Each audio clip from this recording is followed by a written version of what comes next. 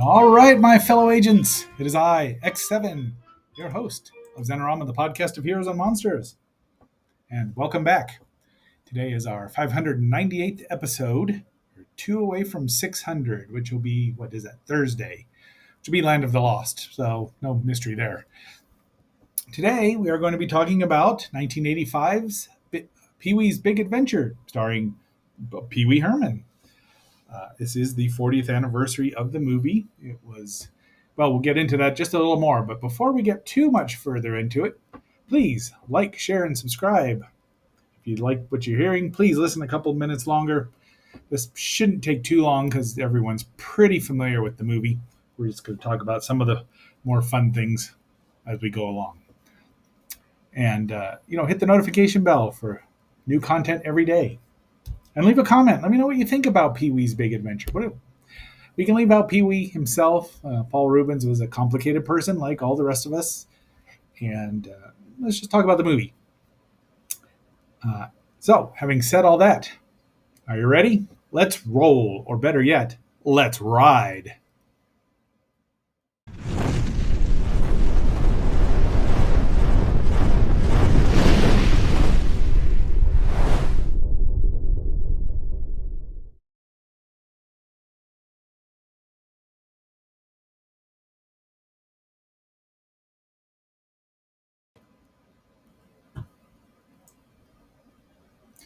Well, it's it's very colorful, but kind of a small title screen, or title for the screen anyway. This particular copy is it's called the Tim Burton cut. I got it from the Internet Archive. It's got 4 deleted scenes cut into it. None of them were needed in the movie. So it makes it run about 10 minutes longer, so 101 minutes rather than the 91 that it was released. It was released August 9th, so we are smack into the almost exactly on the 40th anniversary, August 9th, 1985. So that's just serendipitous or a bit of synchronicity. And the budget was $7 million, and it grossed almost $41 million. So it was a big hit. And Pee Wee has done 2 other movies, but obviously had his TV show. But I never saw Big Top Pee Wee, and I did like Pee Wee's. What the heck was it called? Pee Wee's Big Holiday, which was kind of a retread of this, but go with what works, right? This was Danny Elfman's first score for Tim Burton, and of course they've worked together on many, many movies. This was written by the late Phil Hartman and the late Paul Reubens, and I don't know who Michael Vorhall is, and of course directed by one Tim Burton. So there are Tim Burton touches in here, and you'll see them. We all know, but it's not like he, say Sleepy Hollow or Edward Scissorhands or even Beetlejuice, which was his next movie, and then he got Batman. So we wake up to the Tour de France with Pee Wee riding his magnificent bike. Now, I'm pretty sure they didn't really film this in France, but they made it look like it. This could have been up in the mountains somewhere. There's plenty of streets like that lined. So Pee Wee's going to be crowned grand champion, but then his alarm goes off and he wakes up. So we go through this, but in the movie, you always saw something that looked cool in this background. But look at this. There's a Godzilla here, some kind of Robosaurus, and even a smaller one there. A Marx T-Rex, or an Aurora T-Rex, pardon me. Not the red one that I had, or it might have just been painted green. But there's the Red King from Ultraman. And here's another Ultra monster, which I don't recognize. And there is an Ultra right behind him. Now, if I were to guess just by the colors, that's really hard. That might be probably just Ultraman, just by the way the head looks, the red and the silver, because Ultra 7, which is who I would have thought it was originally, would have been in all red. And he's got a cow skull right there. Go figure. It's just weird, but it's Pee Wee. He's doing his one curl of the day, and you can see their monsters are still back there. Godzilla. Yeah, that's definitely Ultraman, I'd say. So slides down. He's got a bat pole or a Pee Wee. Let's just leave that alone. Slides down into his living room, changing from his pajamas into his work suit. And just these colors are so bright. It's just lovely. I miss the 80s with their bright colors. There's his dog Speck. That's such a great name for a dog. That bone is almost as big as the dog. And he's got a fire extinguisher right next to his doghouse. And you never see Pee Wee do any laundry or anything. And then he starts his Rube Goldberg machine, and there's this, once again, these were ubiquitous in the 70s and 80s and 60s probably, and then they kind of disappeared. I'd kind of like to have one. Oh, it's just hilarious. I don't know why his name is in quotation marks, but whatever. He's got a dinosaur juicer and a pteranodon. These are cool that flew things around. So this is making his, and Abraham Lincoln's there is flipping his pancakes onto the ceiling. Pee Wee's a 98-pound weakling, although I don't think he's that weak. I mean, and he does get, don't leave the house today. He should have paid attention to his fortune. I pity the fool that don't like my cereal. Ugh, I never had any Mr. T cereal, but it probably looks a lot like Captain Crunch. I mean, look at all these decorations. I mean, nothing here yet that screams Tim Burton. Mostly it screams Pee Wee. This is his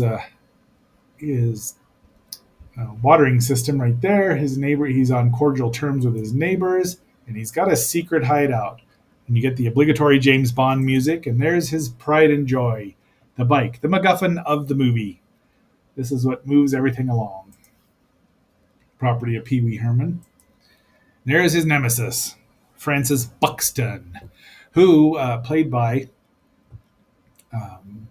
Mark Holton. And Francis was later on turned into a wrestler, Crybaby Buxton, who did just copied his gimmick right then and there. But he's hilarious as Francis. He would later on play, I want to say, serial killer. He was in They Came from Outer Space, MacGyver, A League of Their Own, Leprechaun, Deep Space Nine. He was in the Adventures of Rocky and Bullwinkle.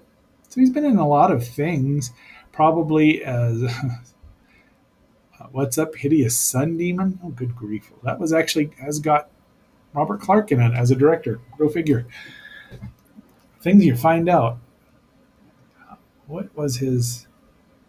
I wanted to see... Dang. Well, he played somebody. Um, nope, I can't find it. Oh, well. So, back we go. I'm listening to Reason for Reason. Well, to Reason, because he wouldn't sell him Francis his bike. So as he's going off, he sees other kids cyclists showing off. So he decides to show off to these kids. Hits the curb, flips over. My brother has done this stunt himself and not hurt himself. I meant to do that. He's not taking any chances of anyone stealing this bike. But I think he could. I would have hitched it to every bike and everything else all around there with that much chain. So here's the first deleted scene with that is the amazing Larry and Mario, the magic shop owner. Larry's makes his toupee fly around, so he's looking for a new gimmick to spice it up. And that's so when we see him, we'll see what his new gimmick was. We see him later on with no explanation of who he is. So X-ray specs with feathers in them. I have a book. We'll go over it. But he buys his trick gum, and he goes out and he says he'll be right back. And then he goes to Chuck's, the owner of the bike shop, and that's where Dottie works. And Dottie, for an inexplicable reason, likes Pee Wee. And Pee Wee's a good guy. He really is, if he's somewhat emotionally underdeveloped. But he's a good guy. A loner Dottie, a rebel. Boy, this has been said a lot in my life in the last 40 years. A lot of this movie's been quoted. He comes out, his bike's gone. Where did the rest of the chain go? That's what I want to know. His air horn that Dottie fixed up for him. Dottie! Yeah, Chuck's Bike-O-Rama. And look, there's an F.W. Woolworth company here. This doesn't say where it was actually shot. Production. It's got to have been in, probably in L.A. Yeah. Glendale. Pomona, Santa Clarita, Santa Monica, Burbank, Cabazon. Yeah, Cabazon dinosaurs. Whoop-hoo! We'll get to them. And it was shot in San Antonio, as we know. That is um, Starletta Dupois as Sergeant Hunter. And then she says, "Do you know anyone that wanted your bike?" Francis! Off he goes. He's a man on a mission. And he meets the butler, Professor Toru Tanaka. He doesn't really get a name. Francis is having his bath. Oh, yeah? Where are they hosing him down? But Pee Wee sneaks in behind him, and he goes on the attack. We're miles away from where anyone can hear you. So they have the battle, but his dad intervenes and saves Francis. That's Ed Herlihy, who's been in just a gazillion billion things. Oh, he was in Who Framed Roger Rabbit as a newscaster. But yeah, you can't even, just very accomplished actor. Okay, but he gives him the trick gum, so Francis' mouth comes out like ink, and he's got burning gum for his dad. $10,000 reward. Hey, look, they used a real number, and no one's. I wonder if anyone's ever called that. Goes on the radio. Francis is having second thoughts, and his henchman there, all he's known as the accomplice, who takes Buxton's money and the bike and sells it. They're having a meeting. There's Amazing Larry with his new gimmick for his floating toupee, and Mario, and look, is that the Golden Girls in the background? So Pee Wee's gone a little mental. He's turned into Rorschach at this point in time. All he's missing is the strings attached to everything, or the question, if you want the DC version of Rorschach these days. But he wanders the city in the rain, and he finds Madame Ruby, who is kind of a faker. She takes all his money and tells him his bike's in the basement of the Alamo. Yeah, that's the ticket. So Pee Wee's headed for the Alamo. If he's in California, he's not that far away, but it's never really said where Pee Wee actually lives or what city it is. Finally, Mickey shows up and gives him a ride. Now, Mickey is played by Judd Omen, and that's all it says here. I don't know if Judd's been in anything else, but he's quite funny. And he's one of the top, he's one of the top billed people. La la. So Pee Wee does not look around. He has no unagi. He's not aware of his surroundings, and he misses his bike. Then they see the police. The police! But fortunately, Pee Wee's got his disguise kit that he got from Mario, and he's seen better heads on a boil. And it fools this policeman. So off they go. And Mickey's like, okay, I like this kid. Maybe I won't have to kill him. And all the cast has great chemistry with each other. They just do a wonderful job. You always know in a movie when you're watching it if it's fun, and you can see that the performers are having fun on the screen even as they're being serious or not. Then he lets Pee Wee drive, which is probably a mistake because the road there, and I'm assuming Arizona, is going round and round, up and down, and they end up off the cliff. Ah! Fortunately, they have a parachute of sorts. Mickey kicks him out, and he tells him he's a loner, a rebel. Deja vu. Pee Wee wanders around in the dark, and it's animated eyes until he realizes he's got his night vision goggles, and he finds out what's all around him. Probably regrets that, and then a truck shows up, and it's Large Marge, played by none other than Alice Nunn, who, what was she known for? 31 years, but primarily remembered as Large Marge. Johnny Got His Gun, Airport 75, Fangs, The Fury, Mommy Dearest. But she was in Hazel, which is kind of a fun movie, a fun TV show, Wild Wild West, Petticoat Junction, Mayberry RFD. So lots of things there. Alias Smith and Jones, the Love Boat, Happy Days, blah, blah, blah. All right, WKRP. in two episodes as Mrs. Hutchinson and Mrs. Needleman.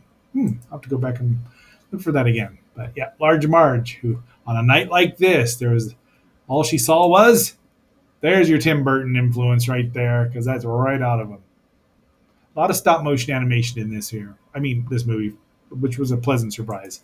And there we go. There's our dinosaurs. And if you don't think that I want to go there in the worst way possible, well, you haven't been listening here now, have you? I could put this on I Know Dino in there, let them see it. But these are very famous, and they've been, that's the Cabazon dinosaurs, and they're worth a whole, yeah, I got to get there at some point. Southern California, Interstate 10. That's the problem. I've never been too much on Interstate 10. Denny the dinosaur, 100, geez, that's tall. But yeah, they've been around. They've been in many things, not just Pee Wee's Big Adventure. But 1964, so they're as old as I am, ish. I'm not sure if the Wheel Inn is part of that, but yeah, I want to go. So there's Pee Wee, and he goes in and tells him Large Marge sent him. And that means he was bought there by a ghost, because it was 10 years ago, January 11th. So it was early in the year of 1984. Although it was released in 85, so they didn't quite think that through, but that's all right. And there he meets, just her name, Simone, who longs to go to France. But Pee Wee doesn't have any money, so he's got to work off his bill, which is like a piece of pie and a turkey sandwich or something. Who knows? He's got a hairnet on. He just says au revoir, and then they start talking, and they go up into Mr. Rex's head, and there is Silo Sam, who is Simone's boyfriend. Although why she's why she puts up with his Jean-Mi. And yes, that's John Harris is his real name. I think I saw him a time or two with Silo Sam in the AWA. He also went by Trapper John, Big John Harris, and Little John. He had a cup of coffee in the, Big John Harris and Jerry Jarrett, CWA in 1984. Little John and Fritz von Erichs, WCCW, bodyguard for the Fantastics. I wonder if they beat the Midnight Express for that. In 87, Silo Sam and the AWA in 86, and in 87 he made an appearance in the WWF as a dark match, but then never showed up again as Trapper John. So he retired in 1990, and he's been in a couple of movies, minor roles as this one, but he's very memorable. He doesn't even say a word. Everybody I know has a big butt. No one's ever put it to me that way before, Pee Wee, which causes a misunderstanding, but I mean, he must have been, build height is 7'5", so even if he was 7 foot or 6'8", Pee Wee was not, so he's gigantic. Yeah, look, a museum shop, probably be a lot of money for me to go there. But look at that. And he's got 3 fingers, so still a T-Rex. Look at the head. But he chases Pee Wee right into a train, as we see here, and he meets a hobo. Let's see if I can find out who the hobo is. Carmen Philpe as Hobo Jack. Oops. Well, while he's on the train, he has a dream that the dinosaur is 3 fingers and all, is eating his bike. Crunch, crunch, crunch. They're singing all these songs until Pee Wee has all he can't stands no more, and jumps out right in San Antonio. What a bit of luck. And I'd say it's a coincidence in a movie, sort of, but it's what the scriptwriter wrote. So Pee Wee probably wrote that there himself, or Mr. Paul Rubens. But there he is. He's going to the Alamo, which is right there. Now, we've joked about the basement of the Alamo for 40 years now. 40 years. How is that even possible? Can't be that old. There's the late Jan Hooks as Guide Tina, wearing a deputy star of some kind. There's the gift shop. That's where Pee Wee asks about the basement, and they all laugh at him. Everyone laughs at him. But then he meets Simone, but he needs to go somewhere. He doesn't know where he's going to go, because he's still looking for his bike. But she's going to France. She's left Silo Sam, and she's going to France. And he calls Dottie to wire him a bus ticket, to either come back home or something. She He's like, I'm in Texas, watch. And he sings a song that I'm not going to sing, and they all sing along. They do the clapping and sing along. Then she puts Speck on the phone, who has an argument with Pee Wee. I think Pee Wee loses. Put Dottie back on. And he's like, you'll settle up with me at the drive-in. Future, is that foretelling? But, he does the old connection's bad because nobody had cell phones in 1985. Then suddenly, Silo Sam appears. Look at that old Coca-Cola machine. And the rocket, all this stuff. I bet it was 10 cents for a bottle of Coke. Pee Wee does this great jump scare. That was good. And there he is, dressed up as the masked rider of Texas. And they put him on a bull right away, and he goes for a world record. He gets flung off. The bull chases off Silo Sam. We never see either of them again. Pee Wee's knocked out when he comes to, and they ask him what he can remember, and all he can say is, I remember the Alamo, and that's all they care about. And we got into the second deleted scene with this couple who give Pee Wee a ride with a bear in it. He has a dream that Francis is the bear, more about his bike. And then they dump him out, or he gets out here at the motel, a bunch of Harleys. So possibly it is the most famous scene because there's Satan's helpers. And this is just hilarious. I'm trying to make a phone call. Yeah, my Pee Wee's not very good, but you'll have to deal with it. And there they are. And you can look up all their names. There's only one that's really super important here. That we'll see. He's like, nobody hit me to that dude. And then he walks out and dumps over all the bikes. Even Pee Wee knows that he's doomed. He's as doomed can be. I say we kill him. I say we let him go. And Biker Mama says she wants him first, and that is Cassandra Peterson, a.k.a. Elvira, who is, 5 feet tall. So, but she looks really good there, doesn't she? So he needs the last request, and we get tequila. And this dance that's lived in infamy, Dan Housen does a version of it. Even his theme song that was written by 2 Minutes to Late Night sounds a lot like it, just different enough to not get sued. Look up Dan Housen. He's great. And he does it he wins the bikers over, and they're all cheering him. We hope you find your bike. Now, Pee Wee probably said bike. They didn't know he meant bicycle, but they put him on one of their bikes, and he runs right into, well, a stuntman runs right through the I think that Bryce has Apache bar, but so off they go. Pee Wee gets an escort to the hospital from the gang, and now we get our third scene. And there's Cassandra, there's Biker Mama, who's concerned about him, but Pee Wee's in the doldrums because he can't find his bike. The nurse gives him a huge shot, and then he wakes up he dreams. Once more, another dream with clowns. And this is Tim Burton and his Alice in Wonderland fetish showing up. Francis is the devil. Then he wakes up and he sees his bike on TV, and Jason Hervey, the older brother from Wayne Arnold from the Wonder Years, has it, and he is Kevin Morton, a bratty child star. So off Pee Wee goes to Hollywood. Warner Brothers, who coincidentally made the movie. Milton Berle in a sort of cameo role. And I think that's Dirk Benedict. I did not find him in here. The only credit I got, or I saw that somebody could have been, was, let's see if I can find him. Alamo Tourist. Darla, Pink Poodle, uncredited. I wonder if Speck got a credit. Let's see. Diner, that's Alamo.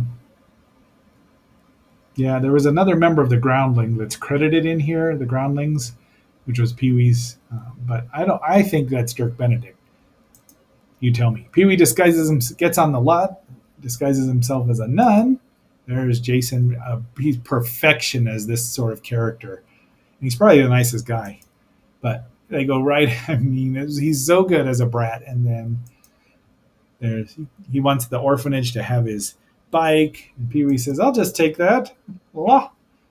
And it's like, wait, that's not in the script. And here's our final and the longest deleted scene, which has some scenes that weren't deleted. So, but it's cut in. You can tell it because it's a lot. The quality isn't as good. But he goes into a western, and the good, the bad, and the ugly theme plays, and then we're back to and it goes on. It's way too long. I mean, none of the deleted scenes are actually. I mean, they're deleted for a reason. They weren't needed. But I'm glad I saw them. So now Pee Wee's taking the bike and he's running through all these sets. They're filming a beach movie, they're filming a Santa Christmas movie, and they're filming a Godzilla movie, which looks like Monster Zero. Now they're just using a marionette of King Ghidorah, and there's Godzilla. Now that is someone I think I've met, Cleve Hall. Inside the Godzilla suit, it's probably the same Godzilla suit that's been used, the one that John Belushi wore and in other things. But yeah, oh man, he's passed away too. It seems like I met him, but don't quote me on that. I'm sure he was at one of the G Fests in Hollywood that I was there. But of course, Pee Wee causes all sorts of consternation. And look, it's Twisted Sister. I believe it's their drummer that's passed on since then, but they're missing. Well, he must be behind D, their other guitarist. But they're singing. You're gonna. You see, you're gonna burn in hell. Hi, how's it going? So I don't know that this video should have been made promotional, but I don't know if "Burn in Hell's" the right one to sing. They're out of their drag phase by '85, so I mean, they're probably tired of that, but and I'm sure they're happy not having to dress up. But there he goes. Now they're through a Tarzan. Zoom, and the kids are impressed with that. And here the pet shop. He has to rescue the pets. There's Darla, the pink poodle, and I don't know what the monkey's name is or care, but the monkey's pretty good. He helps him rescue everything, gets all the goldfish out. Finally, he rescues the garter snakes, or king snakes maybe, I don't know, which aren't going to bite him. They all scatter about. And there's a cat here, two cats, a black one and an orange one, birds, and they're all just there. So they had to keep an eye on all these things. But the firemen arrive. Pee Wee's a hero. The cops arrive. Pee Wee's under arrest. They make him watch his movie. He tells them, I can explain.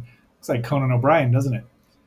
And there is Terry Hall, who is played by Tony Bill. And he says, we want to make a movie out of your story. Got a deal? Dottie shows up with his bike. She makes herself a little forward there by expecting Pee Wee to kiss her. But they've got a deal. So now we've got Pee Wee's Big Adventure, world premiere. Snack bar. I mean, this is a real snack bar. This is how they're supposed to look. There's all the hobos. And now we're starting the movie. There is Morgan Fairchild, my wife. Yeah, that's the ticket. She plays Dottie. James Brolin, the father of Thanos himself.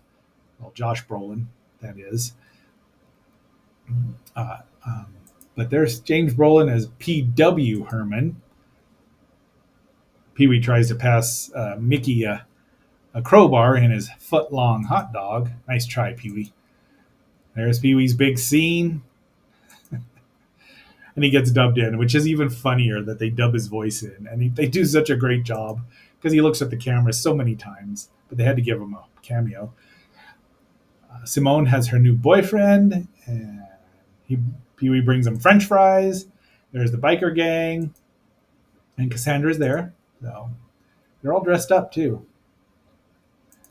And another big scene, paging Mr. Herman. Mr. Herman, I know you are, but what am I? And now we're at the end of the movie here. The X7's all wait. Tell me that that's not the X7. Stolen motorbike. Dang it. I should have paid more attention. But the motorbike's all cooled down, but Dottie's all heated up. Then Francis comes by and says if it weren't for him, none of this would have happened. Sits on the seat. Pee Wee presses the ejector button, and there he goes, which is hilarious. And he's like, "Let's go, Dottie." And look, Speck and Darla. I really want her name to be Spick because Spick, Spick and Speck because they're tiny. Speck. I don't know, Moat maybe Moda, Iota. That would be it. Just a tiny little dog. He says, she says, "Don't you want to watch the movie, people?" "I don't have to watch it, Dottie. I lived it." And off they go, driving away. We don't even get an end credit, like the end, but that's it. So, since I don't know what book I'm reviewing tomorrow or what I am, though I'm starting to have an inkling, that's what we get today. And that is our episode. It's such a fun movie. It really is. And until our next assignment, this is X7 signing off and phasing out.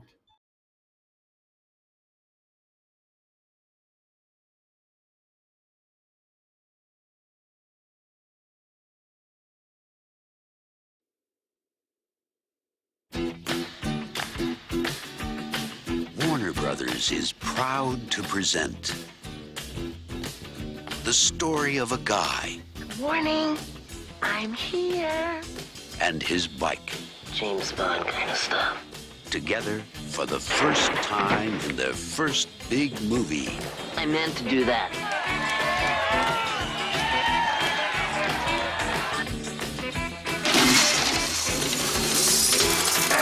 I say we kill it. I say we let him go.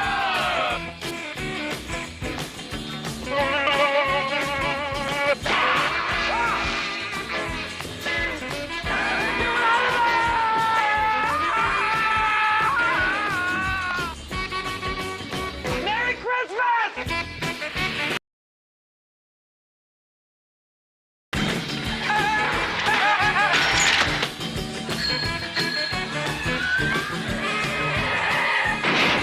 Pee Wee Herman is Pee Wee Herman. Hello!